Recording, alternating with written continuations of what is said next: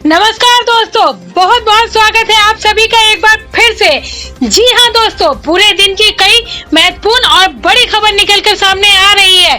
जानेंगे सभी खबरों को विस्तार से।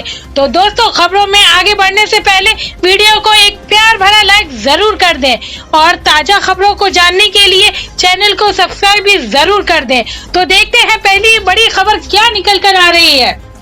कोरोना महामारी को देखते हुए कलकत्ता विश्वविद्यालय ने लिया बड़ा फैसला, सभी छात्रों की माफ की फीस। कोरोना महामारी को देखते हुए कलकत्ता विश्वविद्यालय ने छात्रों के हित में बड़ा फैसला लिया। कलकत्ता विश्वविद्यालय ने शैक्षणिक वर्ष 2021 से 22 के लिए सभी स्नातकोत्तर पाठ्यक्रमों और 2 संस्था द्वारा संचालित स्नातक कार्यक्रमों के छात्रों की ट्यूशन फीस माफ कर दी है। संस्था ने एक अधिसूचना में यह भी कहा कि अंतिम वर्ष के छात्रों को मार्कशीट जमा करने के लिए अपने बकाया का भुगतान करने की आवश्यकता नहीं है। विश्वविद्यालय के इस फैसले का छात्रों ने स्वागत किया है। कार्यवाहक रजिस्ट्रार देवाशीष दास की ओर से जारी की गई अधिसूचना में कहा गया है कि वर्तमान महामारी स्थिति को देखते हुए विश्वविद्यालय ने एडमिशन फीस, ट्यूशन फीस और परीक्षा फीस छात्रों की शुल्क शैक्षणिक वर्ष 2021 से 22 के विभिन्न सेमेस्टर के लिए माफ कर दी है।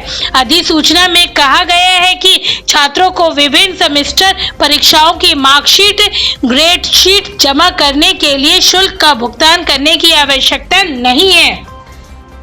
दिल्ली में 1 सितंबर से 9वीं से 12वीं क्लास के लिए खुलेंगे स्कूल। डीडीएमए की बैठक में हुआ फैसला। दिल्ली में अब 1 सितंबर से चरणबद्ध तरीके से स्कूल खुलेंगे। सबसे पहले कक्षा 9वीं से 12वीं की कक्षाएं 1 सितंबर से शुरू होंगी। उसके बाद दूसरे चरण में 6वीं से 8वीं तक की कक्षाएं 8 सितंबर से शुरू होंगी। राजधानी में 1ली से लेकर 12वीं तक स्कूलों को फिर से खोलने को लेकर दिल्ली आपदा प्रबंधन प्राधिकरण की बैठक में शुक्रवार को इसे खोलने का फैसला लिया गया। इसी को लेकर डीडीएमए की एक अहम बैठक बुलाई गई थी। उधर शिक्षा मंत्री मनीष सिसोदिया ने कहा कि दिल्ली में सभी सावधानियों के साथ चरणबद्ध तरीके से स्कूल, कॉलेज, कोचिंग गतिविधियों को फिर से शुरू करने का निर्णय लिया गया है।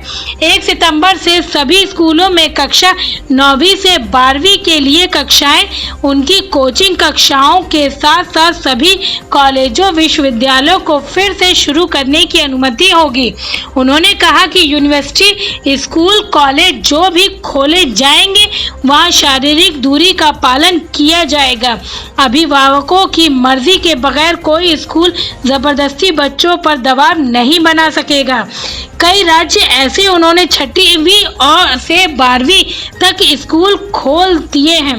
लगभग सभी जगह स्कूल खुल चुके हैं। जब हमने स्कूल खोलने की बात कही थी तब हजारों अभिभावकों ने इसे प्रक्रिया दी थी कि स्कूल खोले जाएंगे। दिल्ली के जितने भी स्कूल हैं उनमें ज़्यादातर टीचर को वैक्सीन का फर्स्ट डोज दिया जा चुका है। स्कूलों में ऑनलाइन और ऑफलाइन दोनों क्लासेस एक साथ चलेंगी। बिना अभिभावकों की मर्जी के किसी भी बच्चों को स्कूल जाने के लिए प्रेशराइज नहीं किया जाएगा। सीएम पुष्कर सिंह धामी ने खोला चुनावी पिटारा तो राज्य कर्मचारी बोले वादा निभा सरकार।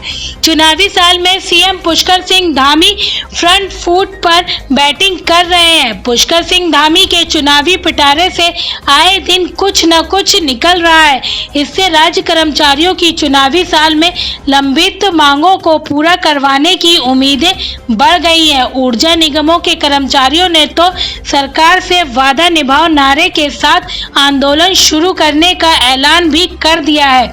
इसके अलावा उत्तराखंड अधिकारी कर्मचारी शिक्षक समन्वय समिति और सचिवालय संघ भी कर्मचारियों की पुरानी मांगों पर जल्द निर्णय का दबाव बनाने में जुटे हैं।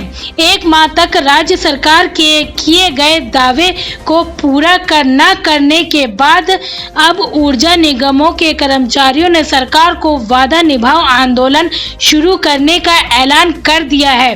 कार्मिकों की एसपी की पुरानी व्यवस्था की बहाली और समान काम के लिए समान वेतन समेत विभिन्न मांगों को लेकर उत्तराखंड विद्युत अधिकारी कर्मचारी संयुक्त संघर्ष मोर्चा ने पहले ही राज्य सरकार को आंदोलन की चेतावनी दे दी थी, जिसके एक माह गुजर जाने के बाद भी सरकार के सकारात्मक जवाब न मिलने के कारण कर्मचारी आंदोलन की राह पर है। ऊर्जा निगमों के इस आंदोलन में करीब 10,000 कर्मचारी जुड़े हुए हैं। निगमों में जुड़े कर्मचारियों का आरोप है कि राज्य सरकार ने एक माह के भीतर मांगों पर उचित फैसला लेने का आश्वासन दिया था, लेकिन जब सरकार ने इस पर कोई फैसला नहीं लिया तो मजबूरन आंदोलन शुरू करना पड़ रहा है। मध्य प्रदेश के स्कूल में कक्षा 9 से 12 की अब हर वर्किंग डेज पर लगेगी कक्षाएं। मध्य प्रदेश के स्कूलों में कक्षा 9 से 12 की कक्षाएं सप्ताह में 2 बार आयोजित की जा रही है। अब सभी कार्य दिवसों में कक्षाएं लगेंगी। मध्य प्रदेश के सीएम शिवराज सिंह चौहान ने कहा, कक्षा 1 से 5 के लिए कक्षाएं फिर से शुरू करने का निर्णय एक सप्ताह बाद की स्थिति के आधार पर लिया जाएगा। वहीं नवोदय विद्यालय समिति ने जवाहर नवोदय विद्यालयों को कक्षा 9 से 12 के लिए चरणबद्ध तरीके से 50% क्षमता के साथ फिर से स्कूल खोलने का फैसला किया है। शिक्षा मंत्रालय ने बताया, राज्य और केंद्र शासित प्रदेशों की अधिसूचना के अनुसार जिन्होंने स्कूल को खोलने के लिए अनुमोदित एसओपी का पालन करके स्कूल को फिर से खोलने की अनुमति दी है। भारत आने वाले अफगानों को मिलेगा 6 महीने का वीजा। अफगानिस्तान पर तालिबान के कब्जे के बाद वहां के नागरिक लगातार देश छोड़ने की कोशिश कर रहे हैं। इसी बीच भारत सरकार ने आज कहा कि देश में आने वाले अफगानों को 6 महीने का वीजा मिलेगा। विदेश मंत्रालय ने शुक्रवार को एक प्रेस वार्ता में अफगानिस्तान और वहां से भारतीय की निकासी को लेकर जानकारी दी। जो भी भारतीय स्वदेश वापसी चाहते थे उन्हें प्राथमिकता से निकाला जा रहा है। विदेश मंत्रालय के प्रवक्ता अरिंदम बागची ने बताया कि केंद्रीय गृह मंत्रालय ने घोषणा की कि सभी अफगान नागरिकों को अफगानिस्तान में वर्तमान सुरक्षा स्थिति को देखते हुए केवल ई वीजा का उपयोग करके भारत की यात्रा करनी चाहिए। इसलिए वे अफगान फिलहाल 6 महीने के वीजा कार्यक्रम के तहत यहां आ रहे हैं। हम इसे वहां से लेंगे। यह 6 महीने की मौजूदा योजना है। यह एक विकसित स्थिति है। दीर्घकालिक योजनाएं बनाने सबसे अच्छा विचार नहीं है। कंगना को लेकर अध्ययन सुमन ने 7 साल बाद तोड़ी चुप्पी, बताई चौंकाने वाली बातें। एक्टर अध्ययन सुमन ने ब्रेकअप के 7 साल बाद अपनी पूर्व प्रेमिका कंगना रनौत के बारे में पहली बार मीडिया के सामने खुलकर बात की है। इस दौरान अध्ययन सुमन ने कंगना रनौत पर शारीरिक और मौखिक रूप से अपमानित करने के गंभीर आरोप लगाए। उन्होंने अब उस इंटरव्यू के दुष्परिणामों के बारे में बात की है जिसमें उन्हें एक फ्लॉप अभिनेता करार दिया गया है और उनके बारे में गलत बातों का प्रचार किया गया है। बॉलीवुड बबल को दिए इंटरव्यू में अध्ययन सुमन पुरानी बात याद करते हुए कहते हैं कि जब मैंने कंगना को लेकर कुछ बोला तो न्यूज़ चैनलों पर लोग बैठकर मेरे बारे में तरह तरह की बातें कर रहे थे। लोगों का एक समूह कह रहा था कि यार ये तो बहुत बड़ा वाला लूजर है, ये तो फ्लॉप एक्टर है, ये पब्लिसिटी के लिए कर रहा है। उसने में से एक शख्स ने कहा था कि ये अगला विवेक ओबरॉय बनने वाला है। किसान आंदोलन के 9 महीने पूर्व, संयुक्त मोर्चे का ऐलान। प्रदर्शनकारी अब 25 सितंबर को करेंगे भारत बंद। केंद्र सरकार के 3 नए कृषि कानूनों के विरोध में शुरू हुए किसान संगठनों के आंदोलन को 9 महीने पूरे हो गए हैं। किसान संगठनों की अब तक सरकार के साथ कई दौर की वार्ता हो चुकी है। हालांकि बातचीत का कोई नतीजा नहीं निकला है। किसानों संगठन चाहते हैं कि सरकार कानूनों को रद्द कर दे। उधर कह रही है किसान संगठन कानूनों में खामियां गिनाएं, लेकिन कानून वापस नहीं लिए जाएंगे। किसानों के आगुओं बार बार सरकार को चेतावनी दे रहे हैं, लेकिन सरकार के प्रतिनिधि कह रहे हैं कि किसान संगठन बैठकर बात करें और किसी नतीजे पर पहुंचे। आज संयुक्त किसान मोर्चे ने घोषणा की कि आगामी 25 सितंबर को भारत बंद करेंगे। भारतीय किसान यूनियन के राष्ट्रीय प्रवक्ता राकेश टिकैत बोले कि सभी किसान भाई आंदोलन के लीडर हैं, हम पीछे नहीं हटेंगे। वहीं हरियाणा के किसान नेता चढ़ूनी ने कहा कि मेरी विचारधारा अलग है और मैं चाहता हूं कि सभी प्रदर्शनकारी दिल्ली घेरने का प्रोग्राम बनाएं। किसानों को अब हर खेत की जानकारी देना जरूरी। हरियाणा सरकार का मेरी फसल मेरा ब्यूरो पोर्टल केवल मंडी में फसल बेचने के लिए ही नहीं बल्कि किसानों से संबंधित अन्य योजनाओं के लिए भी सहायक है। किसानों के लिए एक ही जगह पर सारी सरकारी सुविधाओं व योजनाओं की उपलब्धता और खेती से जुड़ी समस्याओं के निवारण के लिए राज्य सरकार ने यह पोर्टल शुरू किया है। मेरी फसल मेरा ब्यूरो पोर्टल के बारे में एक अधिकारी ने बताया कि यह पोर्टल 31 अगस्त को बंद हो जाएगा। ऐसे में जिन किसानों ने अभी तक इस पोर्टल पर अपनी फसल या खाली जमीन का ब्यौरा नहीं किया है, वे जल्द इस पर अपना ब्यौरा दर्ज कराएं। यह पोर्टल केवल मंडी में फसल बेचने के लिए ही नहीं बल्कि किसानों से संबंधित अन्य योजनाओं के लिए भी सहायक रहा है। किसानों के लिए एक ही जगह पर सारी सरकारी सुविधाओं व योजनाओं की उपलब्धता और खेती से जुड़ी समस्याओं के निवारण के लिए राज्य सरकार ने मेरी फसल मेरा ब्यौरा पोर्टल शुरू किया था। दिल्ली एसपी ने खारिज की पिंकी चौधरी की अग्रिम जमानत याचिका, पुलिस को नोटिस जारी। दिल्ली के सबसे चर्चित जंतर मंतर पर विशेष समुदाय के खिलाफ कथित भड़काऊ नारे लगाने के मामले में से जुड़ी एक याचिका पर आज शुक्रवार दिल्ली हाईकोर्ट ने सुनवाई की। इस मामले में दिल्ली पुलिस ने हिंदू रक्षा दल के अध्यक्ष पिंकी चौधरी को मुख्य आरोपी बताया है। वहीं भाजपा नेता और वकील अश्विनी उपाध्याय समेत 6 अन्य आरोपियों को गिरफ्तार किया था।